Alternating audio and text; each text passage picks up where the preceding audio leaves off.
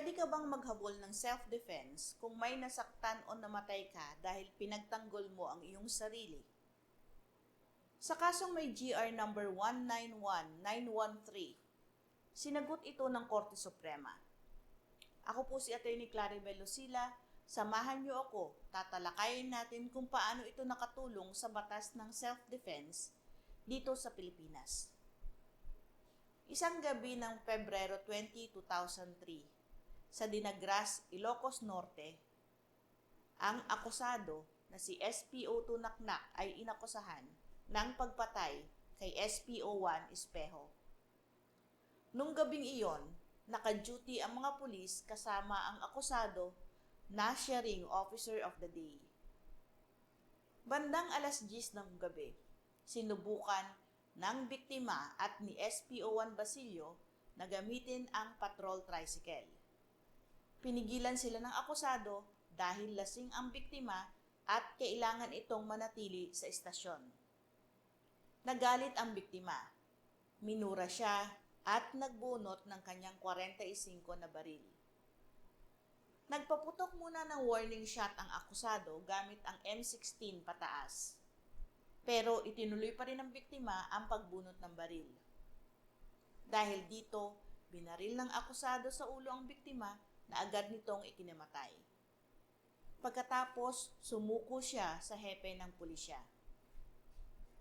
Ayon sa akusado, bilang kanyang depensa ay nagsabi, ginawa niya iyon dahil may agarang panganib sa buhay niya.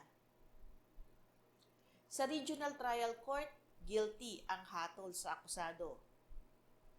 Sa Court of Appeals, pinagtibay ng Court of Appeals ang hatol ng Regional Trial Court.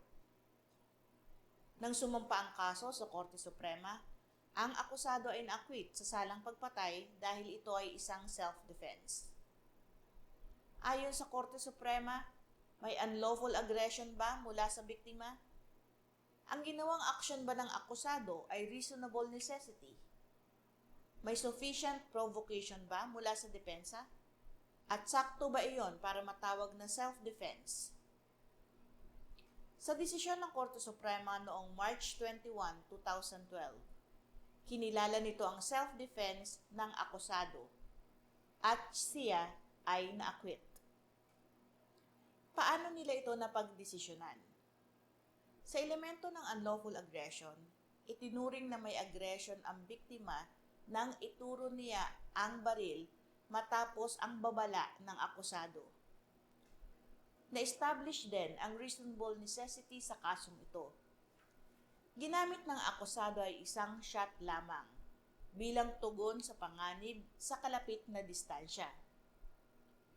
Dito napatunayan ang lack of sufficient provocation. Walang ebidensya na ang akusado ang nagsimula ng gulo. Binigyang bigat din ng korte ang katotohanan ng ebidensya ng testimonya at pagkakakilanlan ng sugat ay pinagtibay ang depensa ng self-defense. Ano ang maaari nating matutunan mula sa kaso na ito? Ang self-defense ay hindi basta-basta sinasabi lang.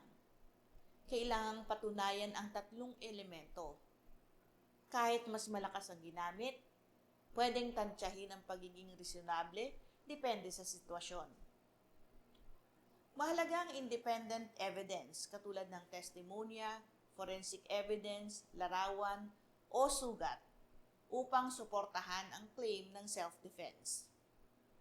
Kapag may duda sa ebidensya, ang bigat ng pasanin ng proof ay bumababa sa akusado dahil ang prosecution ay may tungkuling magpatunay ng lampas sa reasonable doubt. Sa pagtuturo ng ganitong jurisprudence, mas naiintindihan natin ang depensa sa sarili bilang bahagi ng legal system. Hindi simpleng karapatan lamang, kundi karapatang may katumbas na obligasyon ang patunay. Kung gusto nyo ng mas maraming ganitong klaseng legal explanation na madaling maintindihan, i-like, i-share at mag-subscribe kayo sa channel ko. May tanong ba kayo tungkol sa case na ito o sa ibang batas? I-comment lang sa ibaba. Hanggang sa susunod nating discussion, ipaglaban natin ang hustisya at karapatan ninyo. Patuloy po kayong manood, magtanong at matuto ng tungkol sa batas. Magandang araw po, ako si Atty. Claribel Lucila.